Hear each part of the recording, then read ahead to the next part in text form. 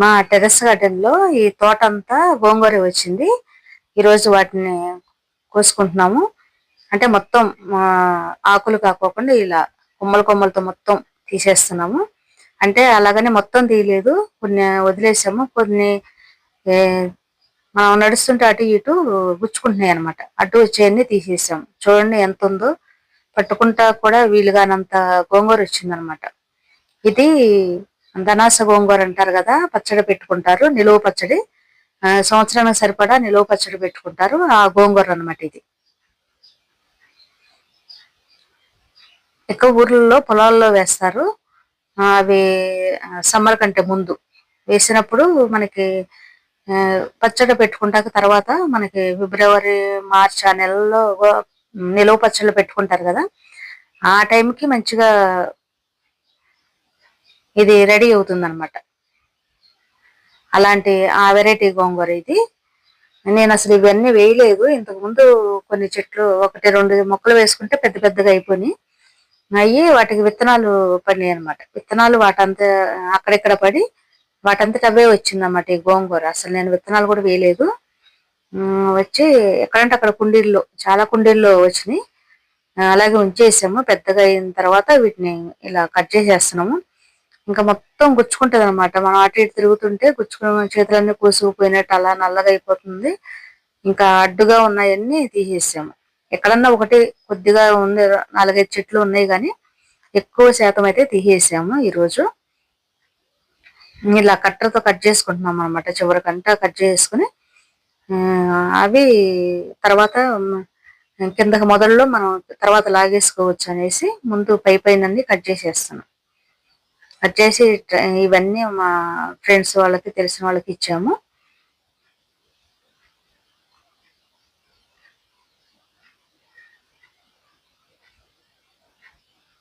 మేము కూడా పచ్చడి పెట్టుకున్నాము, నిలువ పచ్చడి.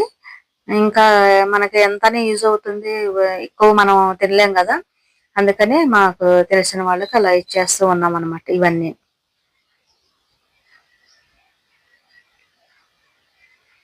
కొంతమంది చాలా మంది తినరంట దీన్ని. అంటే పుల్ల గోంగూర మన మార్కెట్ లో దొరుకుతుంది కదా, అదైతే తింటాం కానీ ఇవి తినమని చాలా మంది అంటున్నారు. కానీ కొంతమంది అయితే ఈ పచ్చడి పెట్టుకుంటాం అన్నారనేసి ఇక తెలిసిన వాళ్ళ ఫ్రెండ్స్ కి అలా ఇచ్చాము. నిలవ పచ్చడి పెట్టుకుంటే చాలా బాగుంటుంది అనమాట ఇది.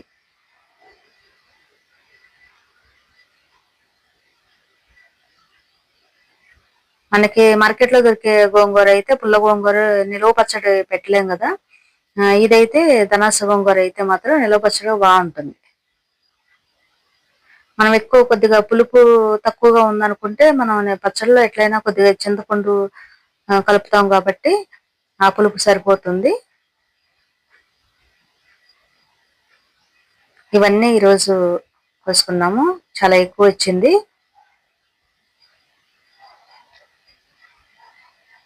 చూసారు కదా ఎంత వచ్చిందో, చాలా వచ్చింది అనమాట. అసలు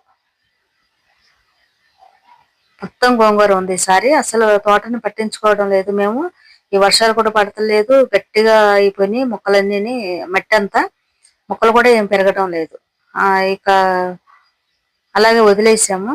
కానీ మెల్లిమెల్లిగా అవన్నీ తీసేద్దాము, వేస్ట్ ఇవన్నీ తీసేసి మంచిగా మట్టి కలుపుకుని మరలా విత్తనాలు మొక్కలు అవి పెట్టుకుందాము, నారు పెట్టుకుందాం అనేసి ఇంకా ఇవన్నీ తీసేస్తున్నాము. కానీ ఇది ఎక్కువ రోజులు కూడా వేస్ట్ కదా, మనం తీసేసుకుని తెలిసిన వాళ్ళకి అలా ఇచ్చుకుంటే మంచిది.